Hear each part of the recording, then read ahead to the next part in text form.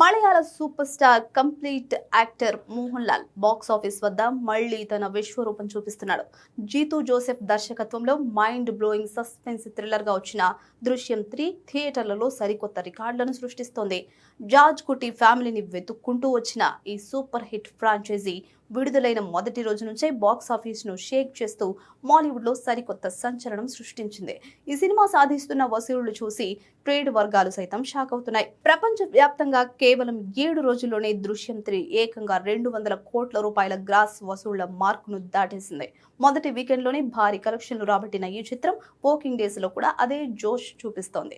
దృశ్యం ఫ్రాంచైజీలోనే అత్యంత వేగంగా మరియు మొదటిసారి 200 కోట్ల రూపాయలు సాధించిన చిత్రంగా దృశ్యం 3 సరికొత్త రికార్డ్ నెలకొల్పింది. సాధారణంగా సస్పెన్స్ థ్రిల్లర్ సినిమాలకు కాస్త నెగిటివ్ లేదా మిక్స్డ్ టాక్ వస్తే వసూళ్లు పడిపోతాయి. దృశ్యం 3 విషయంలో కూడా మొదటి రోజు మిక్స్డ్ రెస్పాన్స్ వచ్చింది. కానీ జార్జ్ కుట్టి క్యారెక్టర్ కున్న క్రేజ్, క్లైమాక్స్ ట్విస్ట్లు థియేటర్లకు ఫుట్ ఫాల్స్ పెంచాయి.